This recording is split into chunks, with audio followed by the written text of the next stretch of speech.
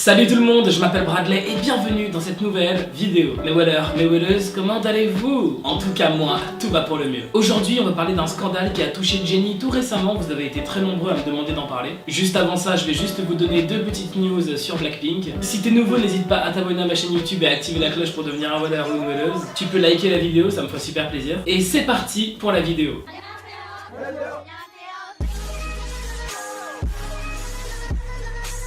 Récemment, un expert a révélé combien Blackpink gagnerait avec leur chaîne YouTube selon lui. Cet expert a révélé qu'il connaît pas mal de youtubeurs qui ne veulent pas révéler combien ils gagnent, mais bon, il les voit absolument tous les mois avec une nouvelle voiture de luxe, donc bon, il sait qu'ils sont blindés. Et voilà, il explique que la chaîne YouTube de Blackpink est la chaîne YouTube coréenne qui rapporte le plus d'argent dans le YouTube coréen. Selon lui, rien qu'avec leur chaîne YouTube, Blackpink génère 500 000 € par mois, ce qui est plutôt énorme. Le 4 et 5 janvier, Blackpink était à un concert au Japon, à Osaka plus précisément, et Jennie a été vue avec une coiffure que les gens ont adorée. J'ai quelques photos exclusives de Jennie avec cette coiffure, je vous les passe actuellement. N'hésitez pas à me dire si vous aimez cette coiffure, si vous l'avez déjà faite ou si vous comptez la faire.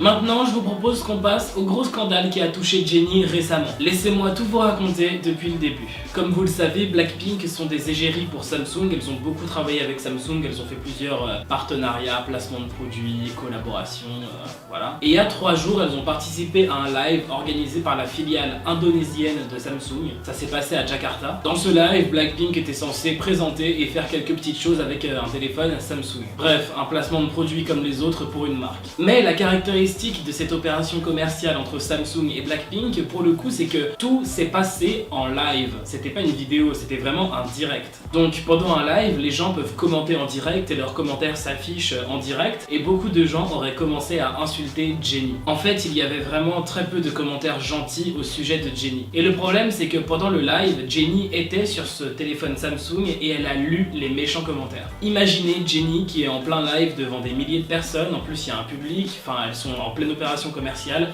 et elle lit des commentaires, plein de commentaires en direct de gens qui l'insultent. Et franchement, elle a très mal réagi, elle a très mal pris le truc, elle est devenue toute triste, elle s'est renfermée sur elle-même. À plusieurs moments, on a pu voir Jennie vraiment au bord des larmes, les blinks étaient genre mais elle va pleurer, c'est pas possible, c'est horrible ce qui est en train de se passer. Lisa, Rosé et Jisoo étaient vraiment super jolies, super souriantes, et à côté, on avait Jennie qui avait l'air d'être en dépression totale. Rosé, qui est très proche de Jennie, a très vite compris la situation et elle a essayé de soutenir Jennie en lisant un commentaire qui disait « Je t'aime Jennie ». Jennie a gentiment répondu « Je t'aime aussi », sauf que bon, ça n'a pas très bien marché, au final Jennie était toujours triste. Et en même temps, Jennie savait très bien que Rosé faisait ça pour lui remonter le moral, tu vois. Honnêtement, j'ai vraiment l'impression que Jennie est la membre de Blackpink qui reçoit le plus de commentaires négatifs, le plus de haine. Il faut savoir que durant ce live, les Blackpink n'étaient pas seules, elles étaient accompagnées d'un présentateur qui était là pour animer le live, pour leur dire de faire certains trucs avec le téléphone, tout ça. Et ce présentateur s'est un peu fait déchirer sur les réseaux après le live, et très honnêtement, je m'y attendais, parce que j'ai regardé le live avant de lire les articles de presse qui en ont parlé, et le présentateur à un moment, il a fait un truc, je savais très bien que ça allait faire scandale,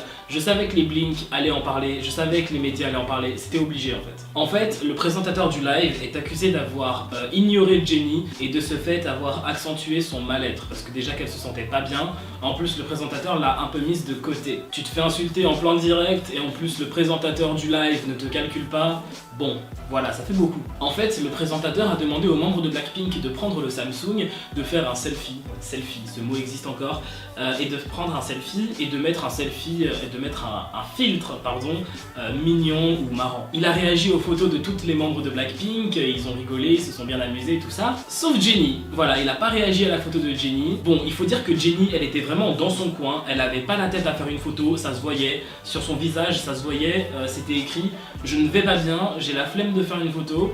Vraiment, elle était dans son coin et toute triste en fait. Mais le truc, c'est qu'à la place du présentateur, tu vois que toutes les membres de Blackpink sont super souriantes et tout, elles rigolent machin, et tu vois Jennie toute seule dans son coin, dans le mal, bah je sais pas, tu vas essayer de la taquiner, tout ça, la faire sortir de son état d'esprit négatif, tu vois, je sais pas. Surtout que ça parlait coréen à 100%, tu vois, donc pas d'excuses. Je vous laisse regarder la vidéo du présentateur qui ignore Jennie. Vous allez voir, c'est plutôt flagrant. 하나, 둘, 셋. 가장 이쁘게 찍고 빨리 찍으시면 저한테 보여주시면 돼요. 그 사람이 우승자예요. 예, 유수 씨. 제일 먼저. 뭐야? 아 진짜 웃겨. 이상이적이지 않나요? 저예요, 저.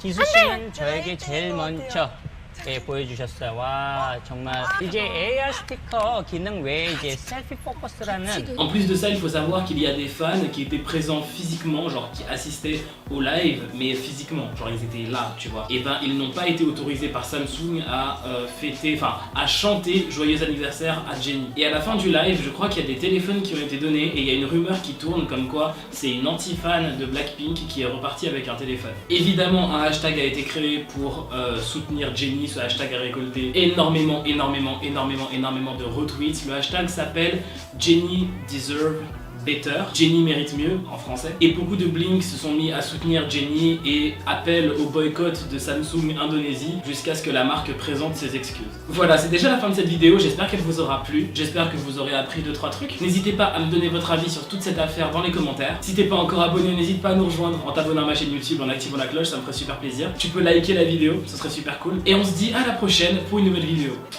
Bye, trop de love entre nous. On your mind, guess you like